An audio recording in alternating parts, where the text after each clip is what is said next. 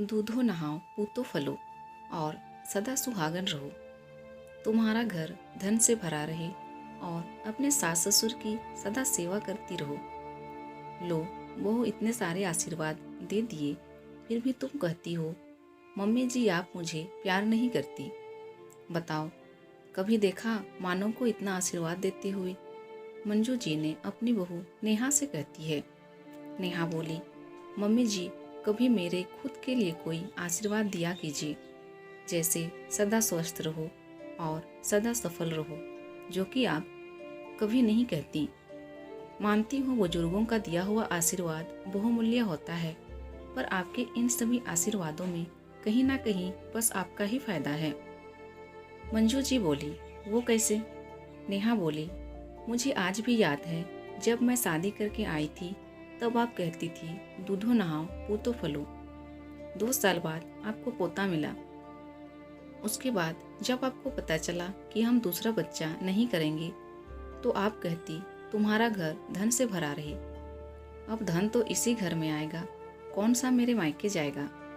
मंजू जी बोली, बहू तुम क्या क्या सोच लेती हो, लोग सुनेंगे तो क्या कहेंगे। नेहा बोली, मम्मी जी लोगों की छोड़िए, उनका तो काम कहना है, पर आप मेरी सोच को गलत साबित कीजिए ना। अब आप कहती हैं सास ससुर की सेवा करो, मैं रहती यहाँ हूँ तो सेवा भी तो आप ही की करूँगी, मायके जाकर माँ बाप की सेवा तो करूँगी नहीं, फिर इन सब में मैं कहाँ हूँ। मंजू जी बोली, बहू मैं तुम्हें झोली भर भर के आशीर्वाद देती हूँ और तुम्हें पसंद नहीं आता। नेहा मुस्कुराकर बोली, मम्मी जी इन सभी आशीर्वादों में बस मुझे तब अच्छा लगता है जब आप कहती हैं सदा सुहागन रहो। उसमें कहीं ना कहीं आप मेरे बारे में भी थोड़ा सोच ही लेती हैं। नेहा के वहां से जाते ही मंजू जी अपने पति कौशल जी से बोली, सुना आपने बहू क्या कह गई? क्या माता पिता पति पत्नी को अलग अलग आशीर्वाद देते हैं?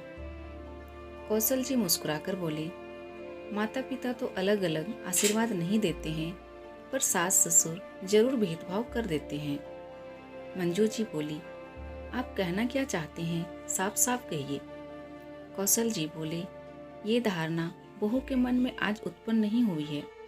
सास ससुर के लगातार बेटे बहू में भेदभाव कारण उसके मन में ये धारणा बैठ जाती है कि वो अपने बेटे के लिए अच्छा सोचते और बहू के लिए नहीं।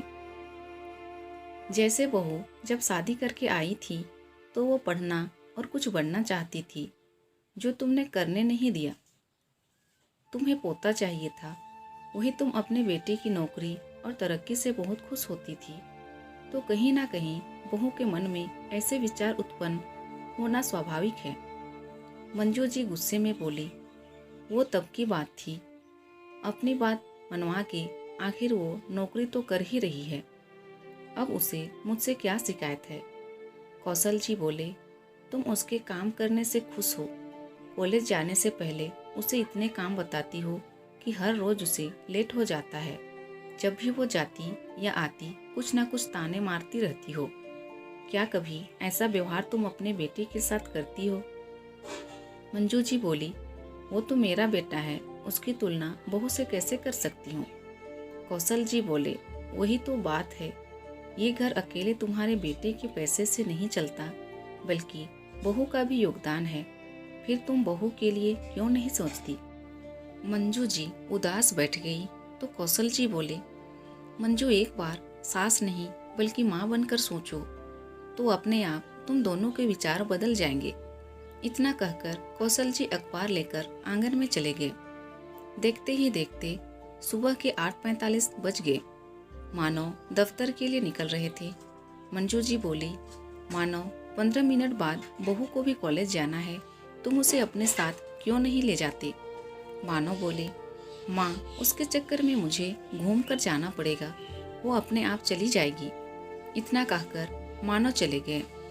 15 मिनट बाद नेहा तैयार होकर आई और बोली, मम्मी जी सुबह का नाश्ता और दोपहर का खाना सब बना दी हूँ, समय पर खा लीजिएगा।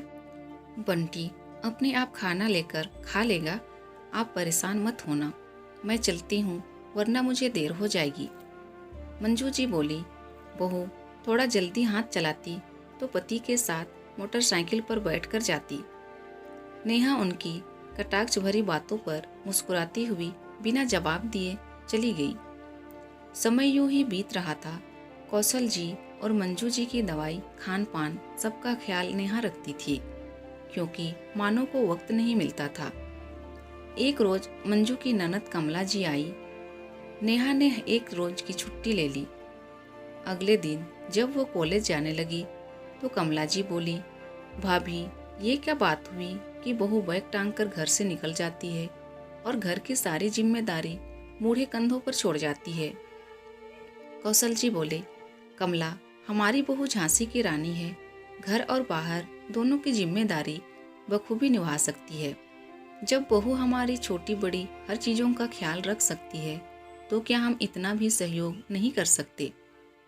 मंजू जी नेहा से धीरे से बोली, बहू देखना तुम्हारे जाने के बाद मुझे ये कितनी बातें सुनाएगी और 4 घर में बताएगी। थोड़ा जल्दी आने की कोशिश करना। हर रोज की नेहा उनके पैर छू कर जा रही थी।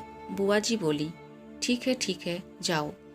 कौशल बाबू ने मंजू जी की तरफ देखा तो मंजू जी नेहा के सर पर हाथ रखकर बोली, जैसे जा रही हो वैसे ही लौट कर आना। ये बात सुनकर नेहा के चेहरे पर मुस्कुराहट आई। समय यूं ही बीत रहा था। बुआ जी को आए हुए करीब 10 दिन हो गए। नेहा का काम बढ़ता जा रहा, जिसे देखकर अचानक बुआ जी के घर से फोन आया तो उन्होंने जाने की तैयारी की।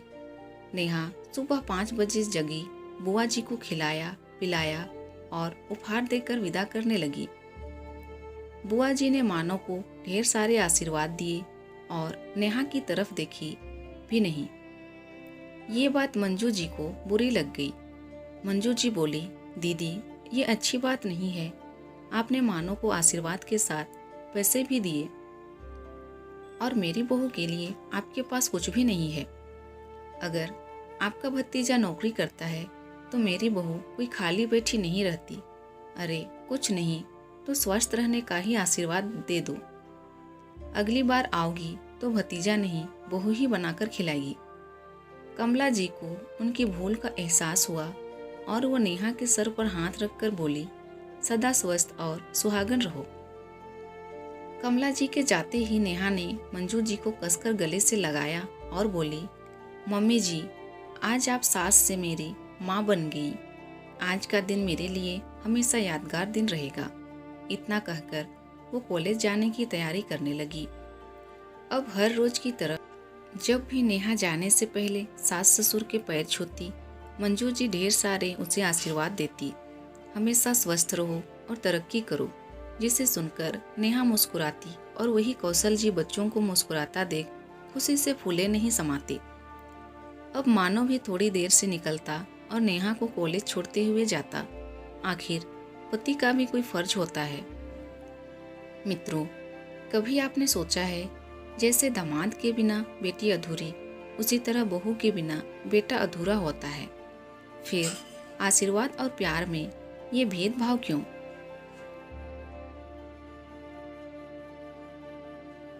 दोस्तों, अगर वीडियो अच्छी लगे तो प्लीज़ वीडियो को लाइक कीजिए और चैनल में नए हैं तो प्लीज़ मेरे चैनल को सब्सक्राइब कर दीजिए।